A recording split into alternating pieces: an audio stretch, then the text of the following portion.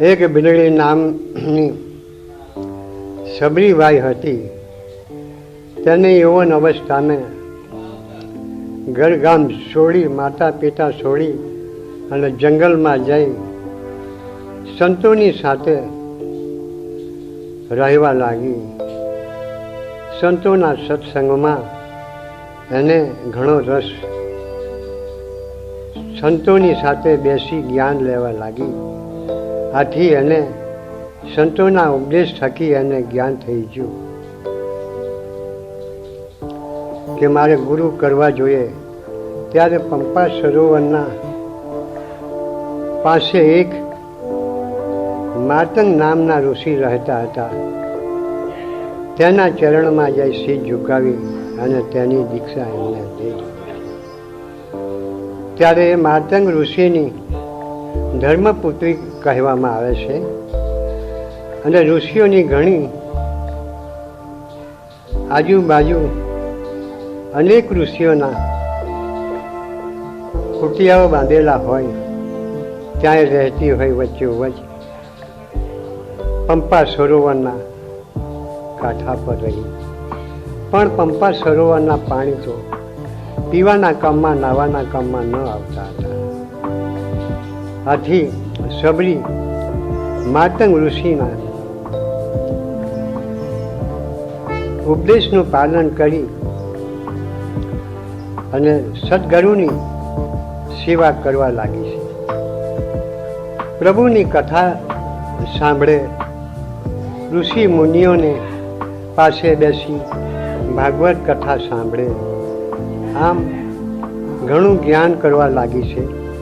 કેટલા હો 5, 25, 50 ઋષિ મુનિઓની વચ્ચે બેસી એકલી બાઈ માણસ ભગવાનની કથા સાંભળે છે. અને શબ્દો જ્યારે છૂટે છે ત્યારે તે શબ્દો સાંભળી અને આંખમેથી હેતના આંસુ પાડતી હોય છે. શરીરની અંદર કંપડીઓ ચડે છે, ધ્રુજાડીઓ ચડે છે. રામ નામના શબ્દો છૂટે ત્યારે એને ઘણું અંતરમાં લાગી જાય છે. સબરીબાઈ પરમાત્માની અંદર લગ્ન ખરેખર લાગી ગઈ. સબરી પોતાના ગુરુદેવની ચરણ કમળ સેવા કરતી હોય છે. ચરણમાં ઝૂકી અને વારંવાર માતંગ ઋષિની સામે રડતી હોય છે. છતાંય બી એમાં પરમાત્માના ગુણગાનમાં રાત દિવસે નીકાળતી હતી. સબરી કપટ રહિત પ્રભુના ગુણગાન કરતી હોય છે અને પ્રાણી માત્રના પ્રેમ કરતી હોય છે. દરેક એમ બળવા જાય તો પ્રાણીઓ સાંભા મળે તો એમાં રામ જાણીને સન્માન કરતી હોય છે. કોઈ પણ પ્રાણી માત્રને સબરી જુદા માની શકતી ન હતી. અથવા પ્રભુનો મંત્ર અને પ્રભુના દૃઢ વિશ્વાસ. પ્રભુએ કહ્યું છે કે વિભીષણ એકવાર એવું કહી દીધું હોય કે હું પ્રભુ તારા શરણમાં આવ્યો છું તો અભયદાન દેવાનું મારું વ્રત છે. ભગવાને એવું કીધું છે કે ગમે તે પાપી હોય, ગમે તે જ્ઞાતિ જાતિ નીચ હોય, ઊંચ હોય, કોઈ બી હોય, તો પણ એમ બળવા જાતે એક વાર એવું કહી દીધું હોય કે હું પ્રભુ તારા શરણમાં આવ્યો છું તો એને અભયદાન દેવાનું મારું એક વ્રત છે. ત્યારે સબરીએ તો એક વાર નહીં પણ એવું અનેક વાર કહી દીધું છે. તો સબરી એમ ગણવા જાય તો પરમાત્મા પ્રત્યે એટલો બધો પ્રેમ, એટલો બધો ભાવ. દિવસના એમ ગણવા જાય તો જંગલમાં જાય અને બોળા કરડિયામાં વણે છે. મીઠા બોળા હોય તે અંદર કરડિયામાં નાખે, ખાતા હોય તો ફેંકી દઈ, મારો રામ આવી ખાશે. સબરી એવા એવા એવા એવા એવા એવા દિવસો વિતાવવા લાગી. ઝાડનું પાતળું ખકડે ત્યારે કે હે મારો રામ આવ્યો, હે મારો રામ આવ્યો. અને ઝબકીને જાગતી હોય, નિંદ્રાને સૂતી હોય તો પણ કંઈક ખકડાટ થતો હોય તો પણ સબરી જાગી જાય છે. ત્યારે પરમાત્મા એમ ગણવા જાય તો તો એને એટલી બધી લગ્ની લાગી, રામ નામના મંત્રની અંદર એ દિવસો વિતાવા લાગી છે અને કહે છે કે હે પ્રભુ, હું તારો મને એક રંગ લાગ્યો છે, મારા અંતરની અંદર રંગ ચહેરો છે, રંગ કદી આનું જીવન બન્યું છે અને પ્રભુ, હું તારા વિયોગથી હું જીડી મળું છું. તમે એકવાર આવી મારી પ્રકૃતિ પર આવી મારા એક પ્રેમના ગોળા ખાવ, એવી એની મનની ઈચ્છા હતી. ત્યારે સબળી એમ બધા જંગલમાં એકલી ઋષિ મુનિઓના ઘણા મતલબમાં આશ્રમોની અંદર રહેતી હતી. જેને ઋષિ મુનિઓ ઇન્દ્રિયોને કે ગુણોને વશ કરી શક્યા નથી, તે સબળી એક કરી બતાવ્યું છે. અનેક ઋષિ મુનિઓ એમ ગણવા જાય તો એની પ્રકૃતિ પર આજુબાજુ રહે છે, ત્યારે તે ઋષિ મુનિઓ એના કોઈ અવળી વાત કરતા હોય ગમે તેવી, તો પણ સબળી તેના ગુણગાન કરતી હોય છે. સબળી તેના આશ્રમ પર જઈને ઝાડુ મારતી હોય, સાફ સફાઈ કરતી હોય, કોઈના કંઈ ગુણ દોષ કરવામાં સબળીબાઈ નવરી ના પડે. એ તો પરમાત્માની લગ્નમાં જ લાગી ગઈ હતી.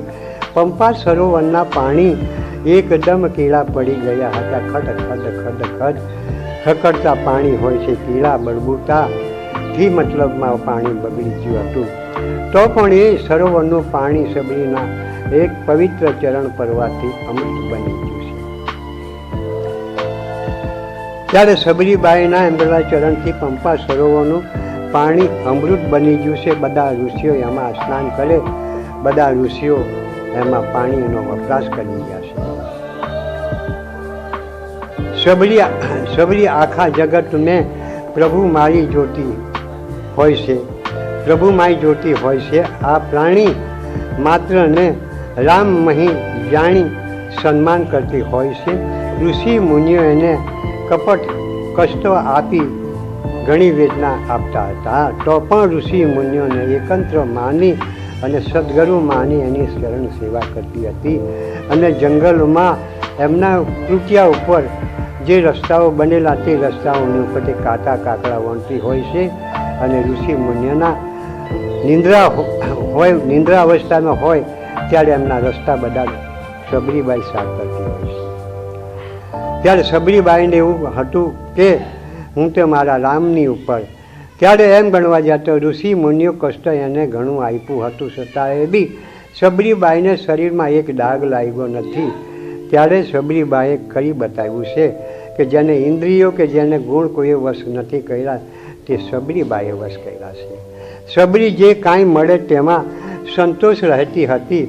રામની ઉપર વિશ્વાસ રાખતી હોય છે કે મારો રામ આજે નહીં તો કાલે આવશે, કાલે નહીં તો આવશે ને આવશે, આવીને મારા હેઠા મોડા ખાશે. અને એટલો વિશ્વાસ, એટલો ભરોસો એની પર હતો રામ ઉપર.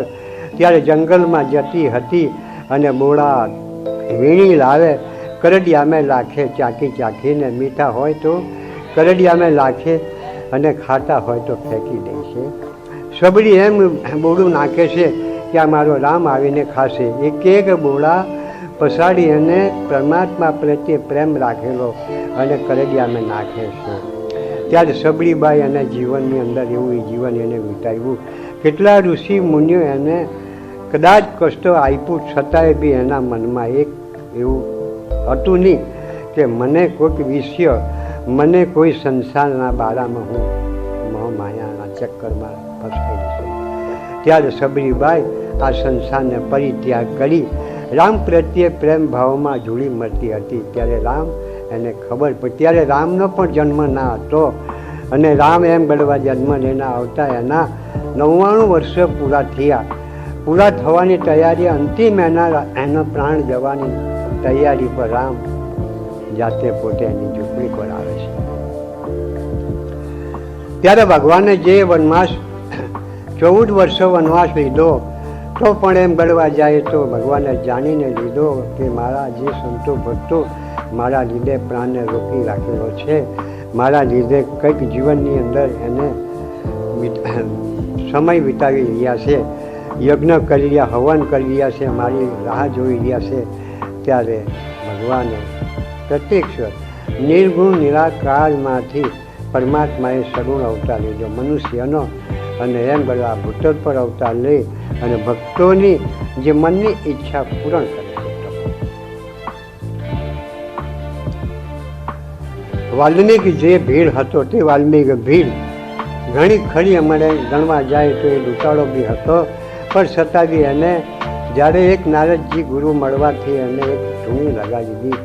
તે ધૂણીની અંદરથી શ્વાસ આવતો મારા નામ નામ પણ બોલવાનું ના હતું એને મન, તો પણ ભગવાન એને જે ત્યાં સમાધિ નથી જગાડે છે. તો સબરીબાઈ એંબળવા જતો અભાણ હતી, ભણેલી બી ના હતી, પણ સબરીબાઈ એટલો બધો પ્રેમ એક નામની ઉપર બીજું કશું ના જાણતી હતી, છતાંય બી સબરીબાઈના કુટીર પર ભગવાન ઝૂંપડી પર પહેલા જાય છે. 14 વર્ષો વનવાસ નીકળ્યા રામ લક્ષ્મણ ને સીતા, ત્યારે ઝૂંપડી પર પહેલા જાય છે. ત્યારે ઝૂંપડી પર જઈને કહે છે પ્રભુ કે સબરીબાઈ તમે મારા લીધે પ્રાણ રોકી રાખ્યો છે, હું તમારા પ્રાણને મોક્ષ આપવા માટે હું તમારી ઝૂંપડી પર આવ્યો છું. તો સબરીબાઈ અને પ્રેમથી બેસાડે છે. બેસવાની જગાની પથ્થર પર બેસાડી અને ચરણ ધોઈ ચરણામૃત પીએ. પાણી પીવાના વાસણ ના હતા તો એક ખાકરના પાદરા લાવે અને તે પાદરા બનાવીને તેમાં ભગવાનને પાણી આપે છે અને મીઠા ગોળો કરડિયામાંથી કાઢીને સબરીબાઈ આપે. ત્યારે પ્રભુ પ્રેમના ગોળા એક આંખમેથી આંસુ પાડતા જઈને પ્રેમથી ભાવથી ખાય છે. ત્યારે સબરીબાઈ કહેવા લાગે કે પ્રભુ હું તમને એક પ્રશ્ન પૂછું છું પ્રભુ, કે આટલા બધા ઋષિ મુનિઓના આશ્રમ કાઢીને તમે એક હું નીચ અભાગણી ભીલડી મારી ઝૂંપડી પર તમે કેમ આવ્યા છો? ત્યારે ભગવાને એને કીધું છે કે સબરીબાઈ હું તો એક મતલબમાં તમને નાત જાતથી હું કંઈ જોતો નથી, તારા ભલે જે કંઈ કર્મ હોય તે એને હું કંઈ જોઈ શકતો નથી, હું મારી ભક્તિને જોઉં છું. મારી ભક્તિ તારા પાસે છે એટલે મારે તારા પાસે આવવું જોઈએ. નાત જાતની મારી પાસે ભેદભાવના નથી, માટે તારી ભક્તિ જોઈને હું તારા ઝૂંપડી પર આવી અને બેઠો છું. માટે સબરીબાઈ અંતિમ સમયનો તારો સમય થઈ ગયો છે, તો હવે તું એક દ્વાર પર ચાલી જા, મોક્ષો તને હું આપું છું. તો સબરીબાઈ પ્રભુની જાંગ પર બેસી અને ભગવાને એને એક નવદા ભક્તિનો ઉપદેશ આપ્યો છે કે સબરીબાઈ મારા નવદા ભક્તિના 9 પ્રવાહ છે, તેની અંદર એમ ગણવા જાય તો કોઈ પણ પ્રહાર કરીને મારા દર્શન કોઈ કરી શકે છે અને મારું સ્વરૂપ પણ જોઈ શકે છે. તો તમે તો નવદા ભક્તિના 9 પ્રહારની ભક્તિ તમે કરી શકી છે. એક તો તમે ભણેલા નથી, એક તો તમે નીચ જાતિ છે, છતાં એ બી તમે ભક્તિની અંદર આટલું તમને એક ઊંચું પદ મેળવ્યું, તો હું તમને સન્માન બી કરું છું અને હું તારા એક પ્રેમના બોળા ખાઉં છું. તો ભગવાન બોળા લઈને એક આત્મેથી આંસુ પાડતા જઈને ખાય છે. એનું કારણ શું કે ભગવાન એમ કરવા જાય તો પ્રેમથી વશ થઈ જાય છે, ભક્તિથી વશ થઈ જાય છે. સબરીબાઈ પોતાની જાંગ પર માથું નાખી અને આત્માને પરમધામ ભગવાનને મોકલી દીધું છે. ત્યારે સબરીબાઈએ નવદા ભક્તિની પ્રવાહની ભક્તિ કરી છે, ત્યારે કોઈએ 9 પ્રવાહની ભક્તિ કરી નથી. તો પરમાત્માની ભક્તિ કોઈ પણ કરી શકે છે. નાત જાતની પરવા ના રાખો, જ્યાંની તમે પરવા ના રાખો, જો સર્વની અંદર વ્યાપક પ્રભુ પ્રભુ પ્રભુ વ્યાપી પશુ મેં પ્રાણી મેં જીવમાં જંતુમાં સબરીબાઈએ સર્વની અંદર જોઈને સન્માન કરતી હતી. ત્યારે સર્વની અંદર ભગવાન વ્યાપી રહ્યો છે. કોઈનો પણ ભેદભાવ નાખ્યા વિના પરમાત્માનું સન્માન કરવાનો નિયમ છે. મનુષ્ય થઈને ઉચ્ચ નીચ મતલબમાં એમાં કોઈ નથી. જ્ઞાતિ જાતિ કર્મથી બની, કર્મ વિના કોઈ ઊંચ નથી ને કર્મ વિના કોઈ નીચ નથી. સાચા કર્મ કરે તો એક ભંગી બી ઊંચું બની જાય છે, નીચા કર્મ કરે તો એક બ્રાહ્મણ બી નીચ બની જાય છે. એટલે નાત જાતની પરવા ના રાખો, જ્ઞાની તમે જુઓ વિચારીને સર્વની અંદર અખિલ બ્રહ્માંડમાં એક રૂપ પરમાત્માનું વ્યાપેલું છે. તો એક નીચ જાતિ સભી થઈને ભગવાન પ્રત્યે આટલો પ્રેમ રાખી અને ભગવાનના સાક્ષાત્કાર એને દર્શન કર્યા. જેને 14 બ્રહ્માંડનો માલિક, જેનું સ્વરૂપ જોવા માટે કોઈની ઈચ્છા થતી નથી અને કોઈ એને મળતો પણ નથી, ત્યારે ભગવાન એમ કરવા જતા એને મળવા માટે પોતે મનુષ્ય અવતાર ધારણ કરી અને સબરી બાઈની મનની ઈચ્છા પૂર્ણ કરે છે પ્રભુ. તો પરમાત્માની ભક્તિ તો સર્વની અંદર થઈ શકે. કોઈ જગ્યાએ એવું નથી કે પરમાત્મા આ જગ્યા નહીં મળે. તમે જે બી જગ્યા જાઓ, મંદિરમાં ના જાઓ, તીરથમાં ના જાઓ, કોઈ જંગલમાં ના જાઓ, પહાડ પર ના જાઓ, જ્યાં તમે જુઓ ત્યાં ઈશ્વર તમારી સામે ભેટો ખાઈ રહ્યો છે. પરંતુ એમ ગણવા જાય તો અનેકના ખોડિયાની અંદર બિરાજમાન ઈશ્વર છે. તો ઈશ્વરને ઓળખી અને તમે એ જીવજંતુઓ, પ્રાણીઓને, પશુઓને, જાનવરોને કોઈને પણ એમ ગણવા જાય તો દુઃખ ના થાય એવું કાર્ય ના કરી શકો. બસ સન્માન કરો, ભલે તમે એને જેને પૂજો ના, એને જેને તમે નમો નહીં તો કંઈ નહીં, પણ તમે હાથથી એક સન્માન કરી જુઓ. સર્વની અંદર ભગવાન વ્યાપેલો છે. એને તમે રામ કહો, એને તમે ખુદા કહો, અલ્લાહ કહો, અકબર કહો, અથવા એને ભગવાન કહો, કૃષ્ણ કહો, ગોવિંદ કહો, ગોપાલ કહો, જો બી કહે તે એક નામ લઈ લે અને ઈશ્વર તમને મળી શકે છે. ઈશ્વર એક છે, પણ એમ ગણવા જાય તો એને જ્યાં જ્યાં જરૂરો પડે ત્યાં એવા રૂપો લે અને ભગવાન આ પૃથ્વી પર આવી શકે છે.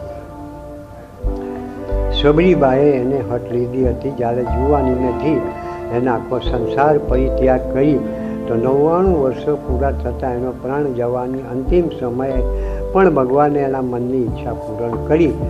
છેલ્લે એમ ગણવા જાય તો ભગવાનની વ્યાંગની ઉપર નાખી એને પ્રાણ ભગવાને મોક્ષ આપ્યો છે.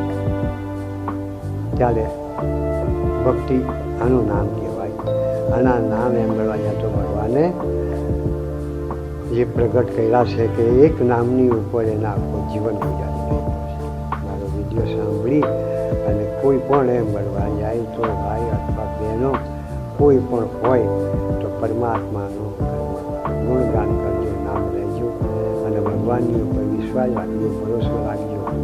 તમારી સમક્ષ એ હાજર છે, તમે પણ એની સમક્ષ હાજર છો. તમારી સુરતા અને પરમાત્માની સુરતા એકંત થઈ ગઈ છે.